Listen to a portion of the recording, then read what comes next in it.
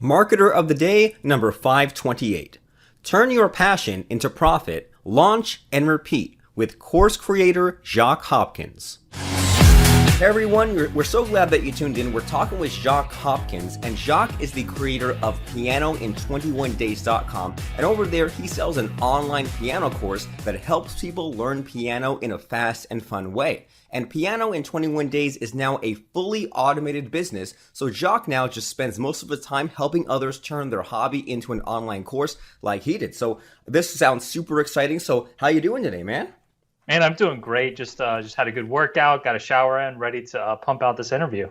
Super cool, living the ideal lifestyle. And, I have to admit, I've been very slowly transitioning into becoming less of the worker and more being the kind of person that, pushes the buttons. And so that way we can, live the lifestyle that it sounds like you're living right now. So I'm excited to hear all about it. So maybe to give us a kind of complete picture, can you tell us how you got started, maybe with this piano stuff?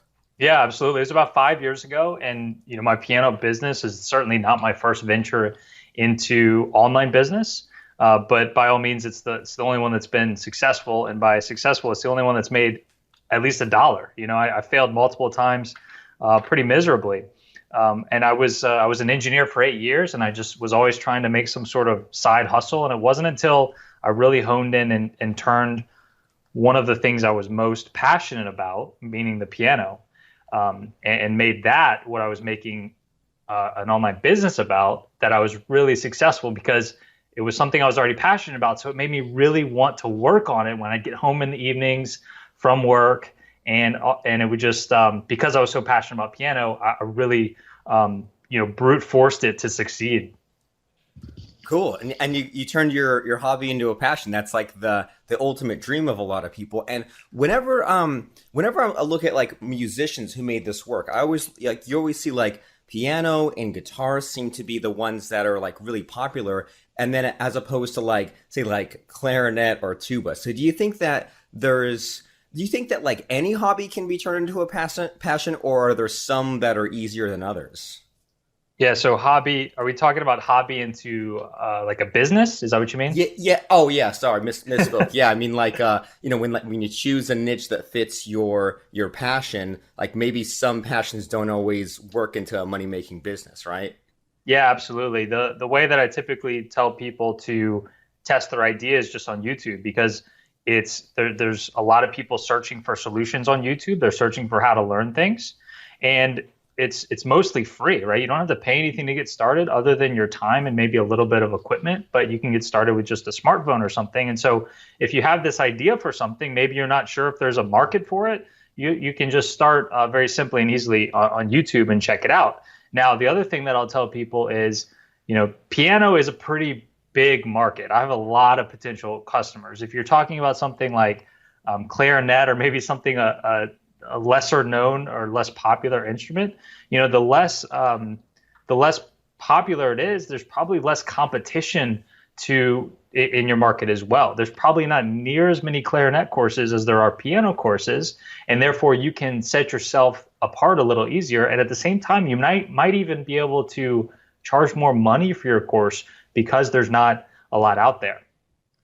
Interesting. Okay, so there's more of an upside, and there still might be a way to make it work if you experiment a little bit. So this idea that you have of using your smartphone to put a video on YouTube sounds really interesting. So what's sort of the format or the template like? Are we talking about a certain number of minutes, or do you recommend that people record a beginner video or put something special in the title?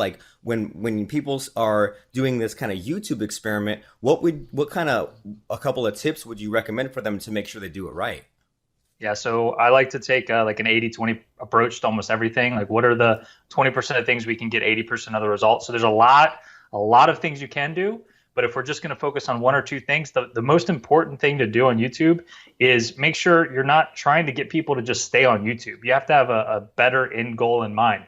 People think that being a YouTuber is all about the ad revenue that you get on YouTube, but there's really, really popular YouTube accounts that are just making maybe a few $100s a month, and I probably have way less views than those people, and I make way more than that because I'm directing people to my website, to a free offer that they can get in exchange for an email address, and then I'm able to market to them via email my online piano course. So the biggest thing is put up a video teaching something, and once people you build some trust, you build some rapport. At the end of the video, the most important thing is a strong call to action. So you say, guys, if you enjoyed this, if you want to learn more from me, head over to this link, this website, and I've got more waiting for you for free. Check it out now. Super awesome. So he'll have that call to action, so that way when people watch the video, they go to your opt-in list, they go and get your freebie, they sign up for something. So when people make this sort of like video teaching something cool, sending them off to another site, like how should they make one video, or should they wait a while, or should they wait for a certain number of views? I guess, like, how do you know once you've put this experiment out there, how do you know if it's passed or failed? Yeah, great question. That's going to vary greatly from topic to topic, and depending on maybe how good you are on camera. I can tell you when I first started, like my very first YouTube video was just awful, just absolutely terrible. But you get better at it every time. And to this day, that very first video I made probably 5 years ago still gets a lot of traffic because it was made 5 years ago, and now it ranks for it's the first overall video in YouTube when you search for Learn Piano Fast, and also in Google if you search for Learn Piano Fast. My video still comes up #1, and that video, like, it's raining outside, you can hear the thunder, and like my camera's crooked on my keyboard. It's just awful when I look at it, but I guess people liked what I was saying. And then, to give you an example, one of my colleagues, Nate, his name is Nate. He's got a course in a completely different niche as me. It's more of a gardening niche, and I love his story in relation to YouTube, because what he did was he made about 6 YouTube videos, and he had this strong call to action, and he sent people to his website, and then he just kind of forgot about it for a year, and he didn't have a course, or he didn't have anything to sell. And all of a sudden he logged into his account after a year, and he had racked up like thousands of email addresses.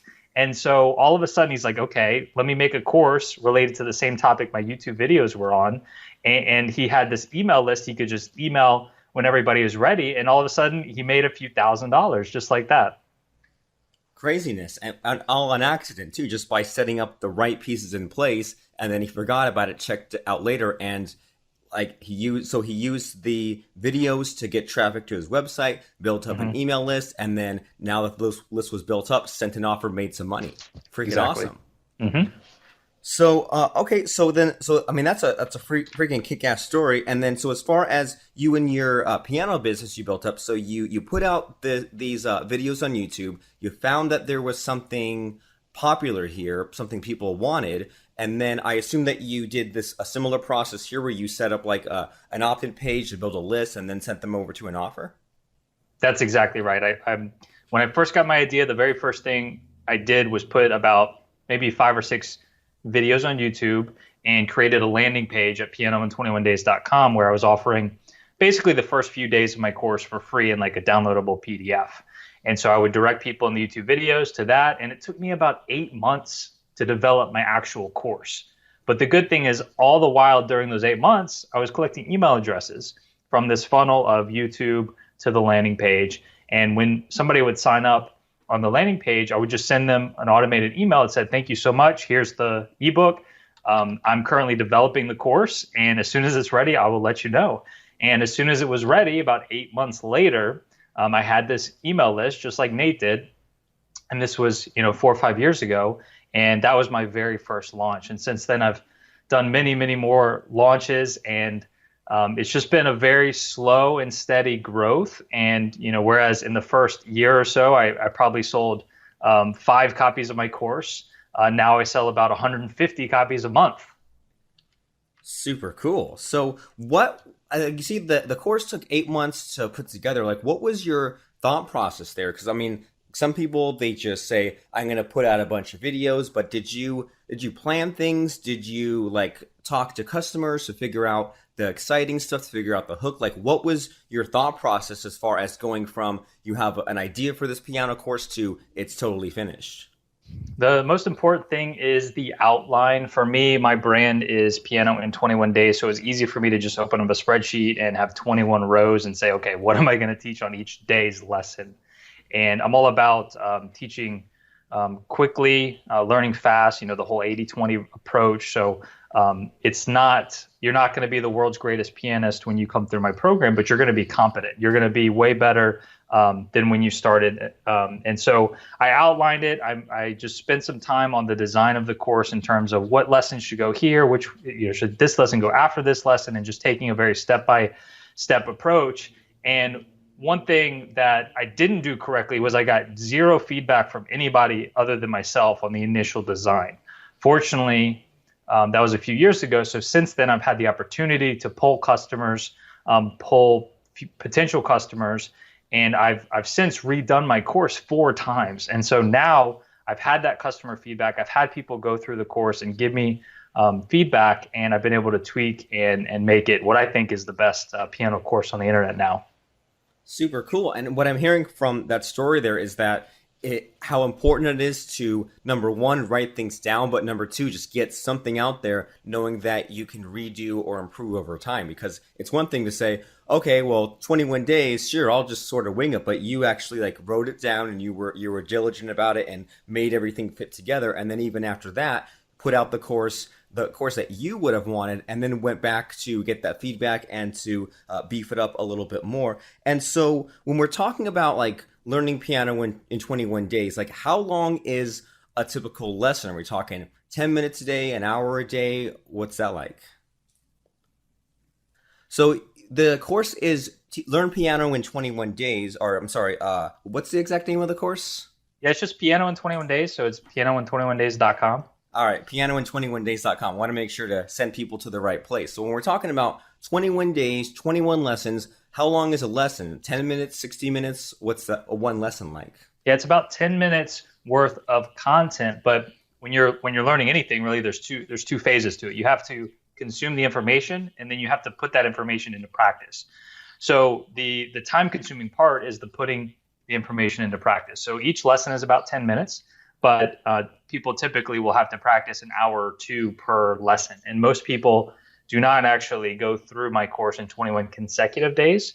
That was certainly my hope when I first got the idea for it. But in reality, people are just busy, and it's not so practical to actually put in like 2 hours a day for 21 days when you have a family and a job and everything.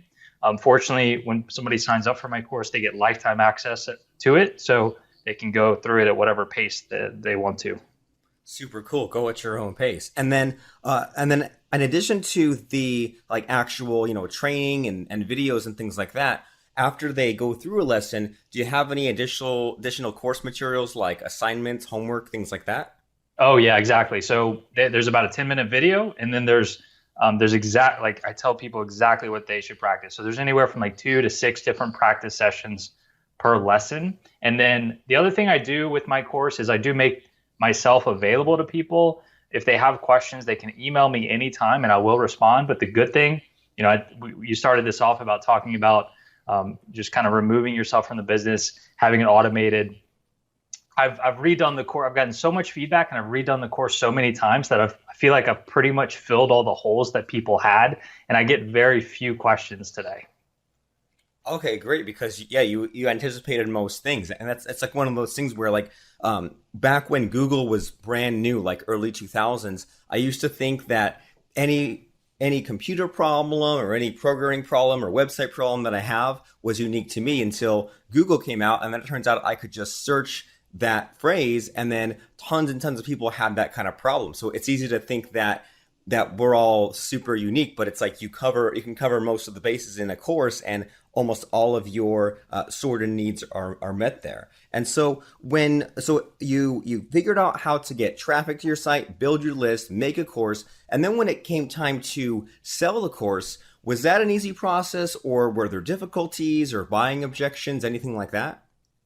Yeah, it was not easy because I was an engineer. I had zero background in marketing, and I just had this idea for a piano course, and for some reason I kind of thought it was going to be easy. And I think the reason for that is because I listened to a ton of podcasts, and you normally hear about like the really, really exceptional stories. And so you'd hear about these people that made courses and then they launched, and they'd look at their bank account 2 hours later and they'd made like $500,000. And so I just kind of assumed that that would be the case for me as well.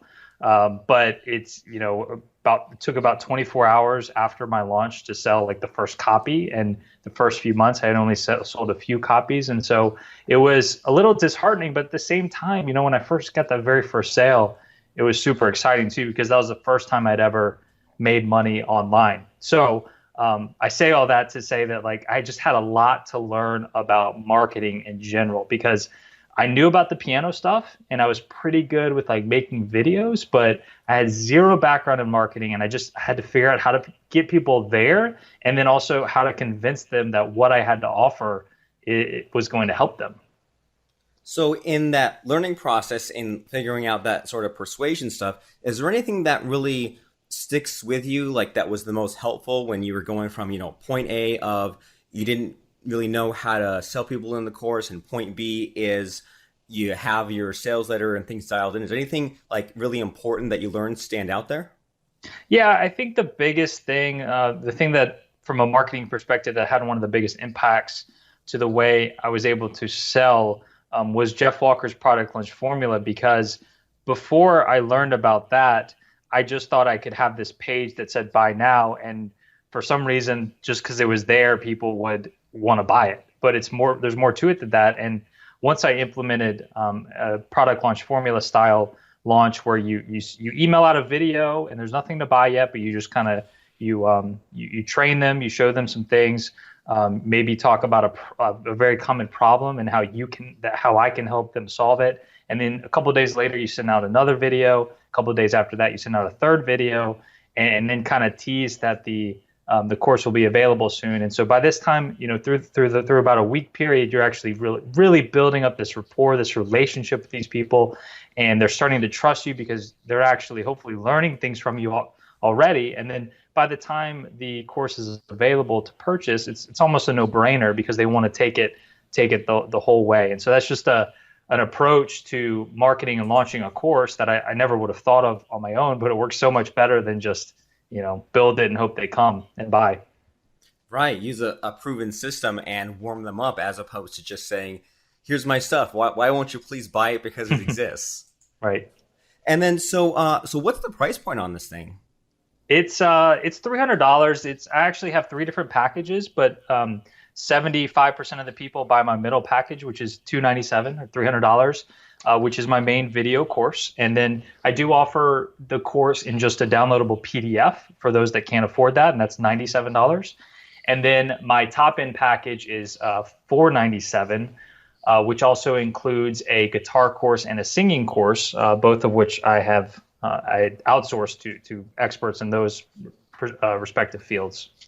Ooh, that's really cool. So you made that initial money, you built that initial business with your own knowledge, and then once you had that proven system that worked, you said, well, what I can do is now outsource this new video course from someone else, and then reapply the marketing, the traffic, all that knowledge to something else. Mm-hmm. Yeah, exactly.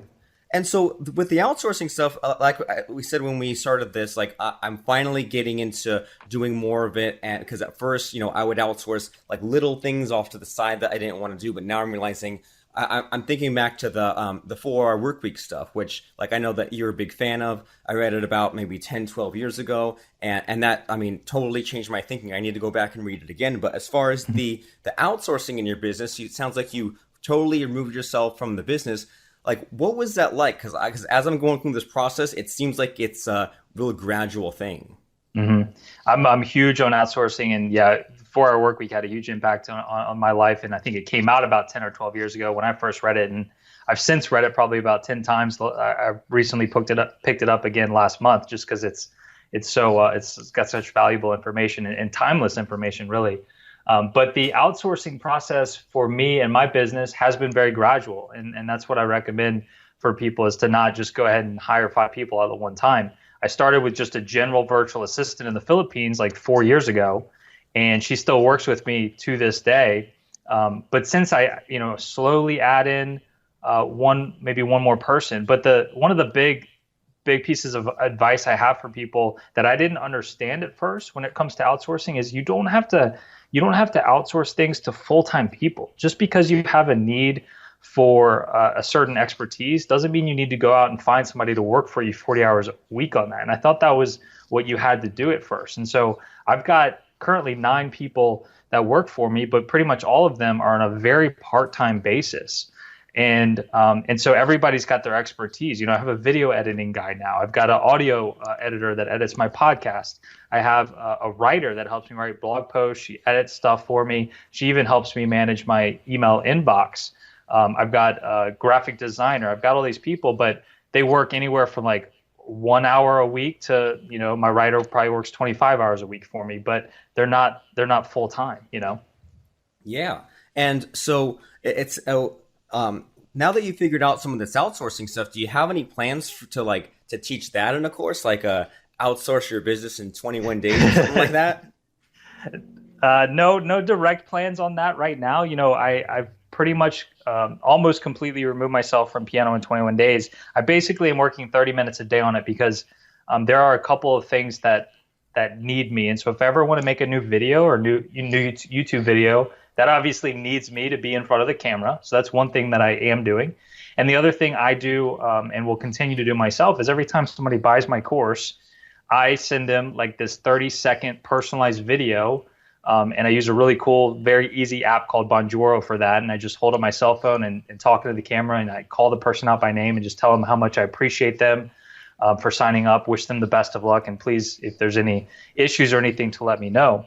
And so I do those things myself and pretty much outsource everything else. But the kind of how I spend the rest of my day these days is just coaching and consulting on online courses. And so that's a little more broad than maybe outsourcing would be. That's a little more niche down, and maybe one day I'll be more of an outsourcing guy. But today my focus is more generally helping people with online courses, and maybe more specifically online courses based on people's hobbies and not necessarily like money making opportunities. Right. And what finally clicked with me after all these years with outsourcing stuff, and what it sounds like is happening with you too, is that you outsource the mechanics of the business, but then you're still there as the face of the business. You're still there, like you said, doing the thank you videos, and I mean, even like you hopping on this podcast to get the traffic and things like that. And I'm not sure if that was missing from the 4-hour work, or maybe that lesson just didn't stick with me. Like when I read that I was early 20s and now I'm mid 30s, but yeah, I'm sort of seeing that it's like you remove yourself from the business, but you're still around to be the person who's there to just like to be the face and to bring new people in. Is that on the right track? Yeah, and that's why I've kind of gotten to a point where I'm kind of working 30 minutes a day on this business, and I don't want to stop doing that, or else I feel like the business might start to go downhill, because I am the face of the business, and I am also like, the unofficial CEO of the business, and I have to make sure it's running firing on all cylinders as well. So I don't think, with my business, I don't ever feel like I could just go to the beach and never look at it again and still make the money. But I think I've removed myself enough to a point, but I don't want to go past that point, Yeah, like you've dialed back just enough. It's not completely. I mean, it's as hands off as it can be. It's not completely hands off, but you're still there to fan the flames a little bit. Yeah, and then the one other thing I would say about outsourcing, the other important piece about it is you want to have like process documentation, and the reason is because these people that are working for you, like if somebody very important to your business leaves your business, you don't want that to be detrimental. So I like to document all the procedures that we have going on with all the different people that are doing these things. That way, if somebody leaves, it's kind of plug and play. For example, one of the people that works for me, the general virtual assistant that I've had for 4 years, about 3 months ago, she had twins. Like her first kids, they were twins. Well, she had to take some time off, as you could imagine. So I was able to hand off her tasks to one of my other assistants pretty much seamlessly because we had the documentation in place already. And I imagine that that having that documentation helps not just to replace someone that quits or you have to fire, but it also helps with the learning curve, right? Because it's like you might get lucky and get a virtual assistant who knows, say, audio editing or writing, but even if they do, there might be like a gap in the communication as far as like what you expect versus what they're doing. So it sounds like making that documentation, and I imagine also refining it over time, getting the bugs worked out, helps just to even get up and running. Yeah, bingo. I mean, the last thing I want is to kind of lose somebody, and then I have to spend all these hours training somebody new. And with my business, like we said several times over this conversation, trying to be a part of the business as little as possible. So having that documentation is just one of many ways that I free myself from the business. Super cool. 1,000,000% agreed over here. So, as we're beginning to wind down our conversation, when you look back over this 5 years of your success, and then there's the other projects beforehand, but you built up all this cool stuff. You're living the dream a lot of people want to live. Is there anything that you could or would want to tell your past self if you can send a message back in time? Anything words of advice like that? That's a really good question. I think the biggest thing is I think my 5 year ago self was very motivated by the money and the appeal of online business, and the 4-hour work week style of business was like making a lot of money and working as little as possible. Whereas today my focus is more on, I mean, those things are really cool, but my focus is more on genuinely trying to help people. And I am helping people learn piano all over the world that either never thought they could learn or were genuinely struggling with it and were ready to give up until they found my material. And so the fact that I can have impact on people all over the world is just it's an incredible feeling. But also once I started making that my main approach, that's when I started to really be successful, like genuinely caring about the success of my customers rather than just how big my bank account could be.